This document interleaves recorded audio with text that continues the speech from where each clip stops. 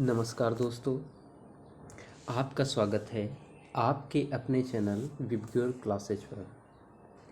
तो आज की इस वीडियो में भारत के प्रधानमंत्री से संबंधित जितने भी महत्वपूर्ण अनुच्छेद हैं और जो भी महत्वपूर्ण तथ्य हैं उन्हें कवर करेंगे। तो आज की ये वीडियो आपके लिए काफ़ी महत्वपूर्ण होने वाली है। इससे पहले मैंने राष्ट्रपति उपराष्ट्रपति से संबंधित पॉलिटी की महत्वपूर्ण वीडियो को अपलोड किया हुआ है।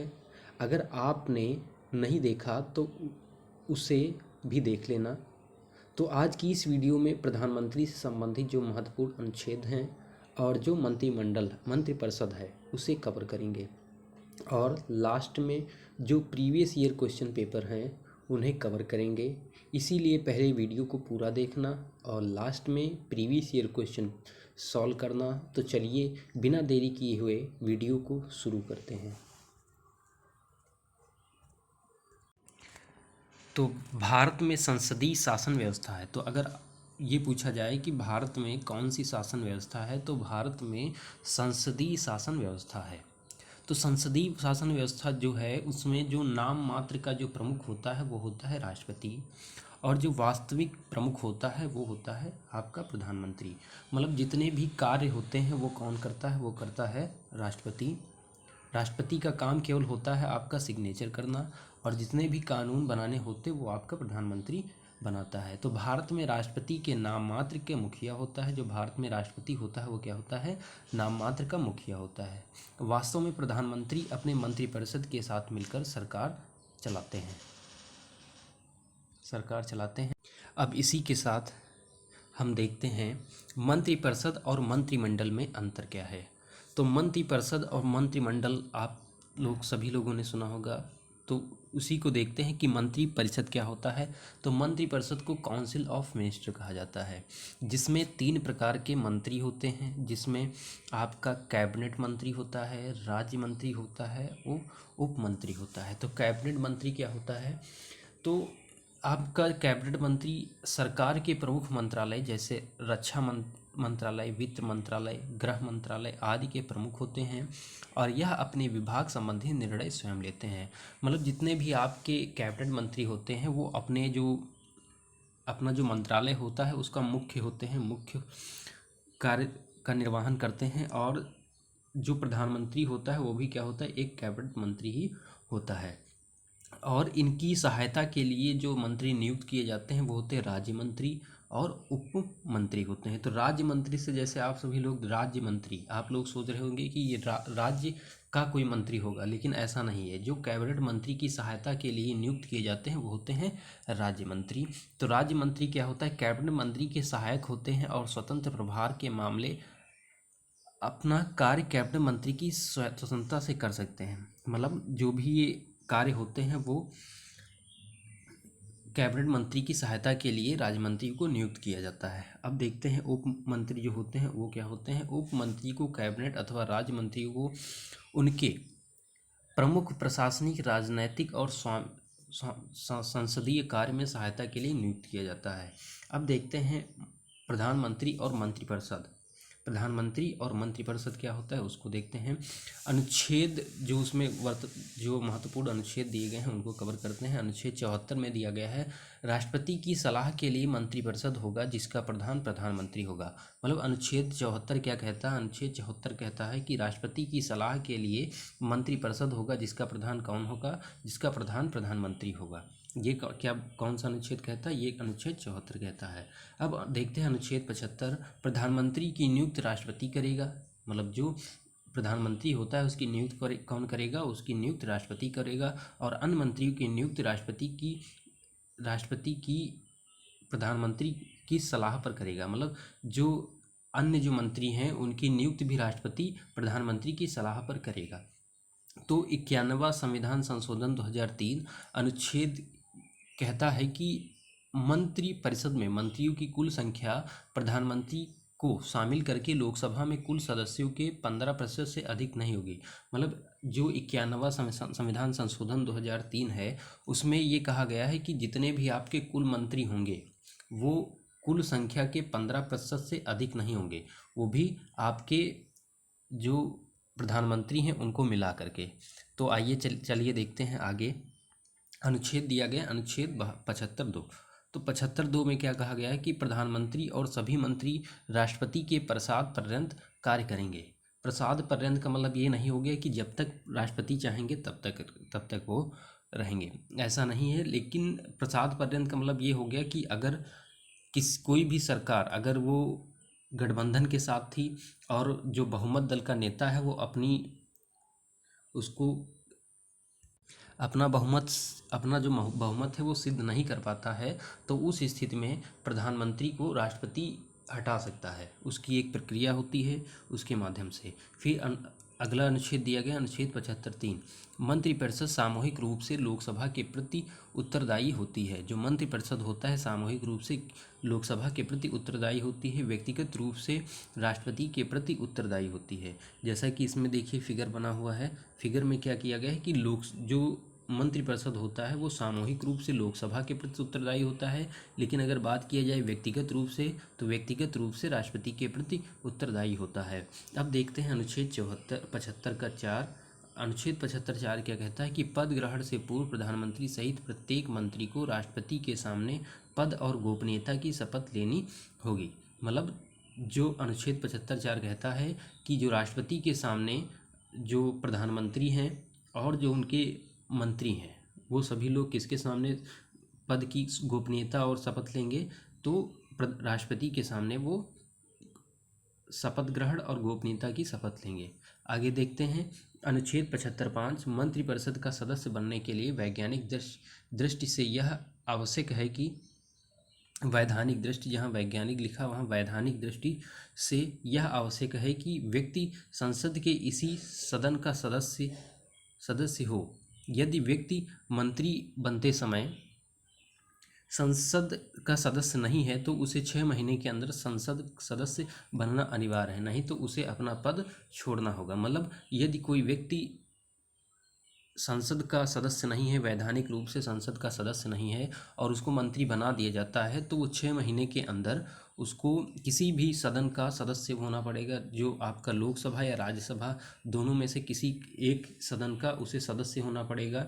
और अगर वो 6 महीने के अंदर किसी भी सदन का सदस्य नहीं हो पाता है तो उसे अपना पद त्यागना होगा। अगला देखते हैं अनुच्छेद दिया गया अनुच्छेद 78। यदि राष्ट्रपति इस प्रकार की सूचना प्राप्त करना अवश्य समझे। मतलब जो राष्ट्रपति होता है वो प्रधानमंत्री से जो उसके द्वारा किए गए जो कार्य हैं उनके बारे में सलाह मांग सकता है, यदि राष्ट्रपति चाहे। अगला देखते हैं कि राष्ट्रपति जो प्रधानमंत्री संबंधी जो महत्वपूर्ण तथ्य हैं उन पर भी एक नज़र डालते हैं।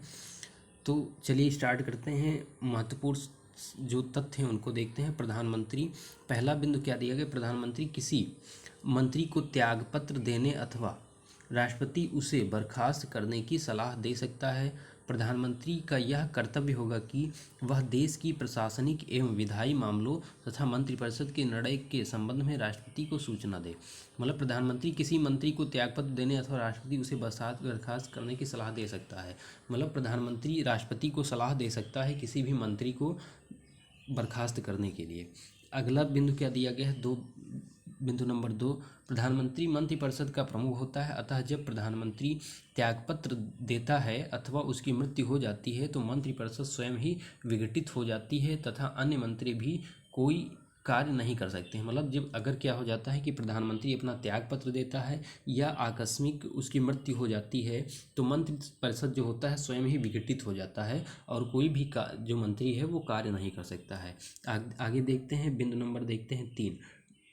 तो बिंदु नंबर जो 3 दिया गया है, प्रधानमंत्री नीति आयोग, राष्ट्रीय विकास परिषद, राष्ट्रीय एकता परिषद, अंतर्राज्यीय परिषद तथा राष्ट्रीय जल संसाधन परिषद का अध्यक्ष होता है। जो राष्ट्रपति होता है, जो प्रधानमंत्री होता है वो नीति आयोग और राष्ट्रीय विकास परिषद इन सब के क्या होते हैं, अध्यक्ष होते हैं। अगला जो बिंदु दिया गया है बिंदु नंबर 4, भारत का प्रधानमंत्री बनने के लिए न्यूनतम आयु 25 वर्ष ऐसा कहा गया है कि 25 वर्ष होनी चाहिए। वैसे संविधान में इसका न्यूनतम आयु का कोई उल्लेख नहीं है, बस यह दिया गया है कि भारत में प्रधानमंत्री को लोकसभा एवं राज्यसभा में से किसी एक सदस्य होना चाहिए। ऐसी स्थिति में अगर लोकसभा का अध्यक्ष है तो न्यूनतम आयु 25 वर्ष होगी। मतलब ये उल्लेखित नहीं है कि वह 25 वर्ष का हो, लेकिन अगर वो किसी भी सदन का सदस्य बनता है तो उसकी न्यूनतम आयु 25 वर्ष होगी। तो ऐसा माना गया है कि प्रधानमंत्री बनने के लिए भी 25 वर्ष की आयु होनी चाहिए। आगे देखते हैं बिंदु नंबर 5।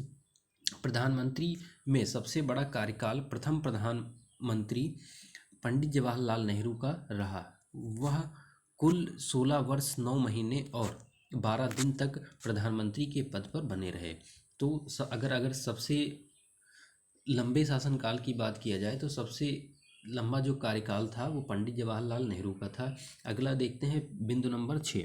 एक कार्यकाल में सबसे कम समय तक प्रधानमंत्री के पद पर रहने वाले, तो सबसे कम समय तक अगर प्रधानमंत्री रहने वाले की बात किया जाए तो अटल बिहारी वाजपेयी मात्र 13 दिन के लिए प्रधानमंत्री के पद पर बने थे। ऐसे प्रधानमंत्री, बिंदु नंबर 7 के, ऐसे प्रधानमंत्री जो कभी लोकसभा में उपस्थित नहीं हुए। तो कभी भी ऐसे प्रधानमंत्री वो कौन से हैं? तो चरण सिंह ऐसे प्रधानमंत्री हैं जो लोकसभा में कभी भी उपस्थित नहीं हुए। अगला देखते हैं बिंदु नंबर 8। विश्वास मत प्राप्त करने में असफल होने वाले प्रथम प्रधानमंत्री कौन थे? तो वह थे विश्वनाथ प्रताप सिंह।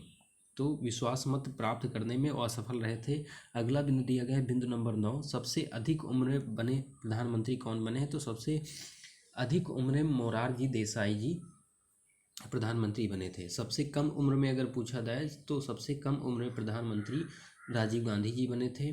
11 नंबर बिंदु दिया गया भारत में प्रथम गैर कांग्रेसी प्रधानमंत्री। तो भारत में सबसे पहले जो गैर कांग्रेसी प्रधानमंत्री थे वो थे मोरारजी देसाई। अगला बिंदु दिया गया भारत में 3 प्रधानमंत्री की मृत्यु कार्यकाल के दौरान हुई। तो भारत में 3 ऐसे प्रधानमंत्री थे जो कार्यभार जब उनका कार्यकाल चल ही रहा था तभी उनकी मृत्यु हो गई थी। तो वो प्रधानमंत्री कौन थे? पंडित जवाहरलाल नेहरू थे, लाल बहादुर शास्त्री, श्रीमती इंदिरा गांधी। ये सभी लोग अपने कार्यकाल के दौरान ही इनकी डेथ हो जाती है। अब आगे देखते हैं, प्रीवियस ईयर क्वेश्चन को सॉल्व करते हैं, जिसमें सबसे पहला प्रश्न दिया गया है कि प्रधानमंत्री की नियुक्ति कौन करता है।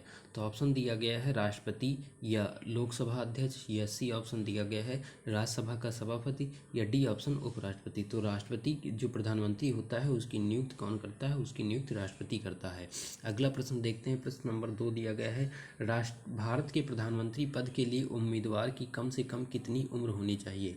तो भारत के राष्ट्रपति या प्रधानमंत्री बनने के लिए न्यूनतम जो आयु होनी चाहिए वो 25 वर्ष होनी चाहिए। अगला प्रश्न देखते हैं, प्रश्न नंबर 3। भारत के प्रधानमंत्री, तो भारत के प्रधानमंत्री जो होते हैं, ऑप्शन दिया गया है राष्ट्रपति द्वारा चुने जाते हैं, बी ऑप्शन दिया गया राज्यों के मुख्यमंत्री द्वारा चुने जाते हैं, सी ऑप्शन लोकसभा में बहुमत दल के नेता होते हैं, नंबर डी चुने नहीं जाते बल्कि वंशानुगत होते हैं। तो भारत के जो प्रधानमंत्री हैं वो चुने नहीं जाते हैं। तो जहाँ जहाँ पर दिया गया है चुने गए हैं, तो ये ऑप्शन और ये ऑप्शन तो बिल्कुल गलत हो गया।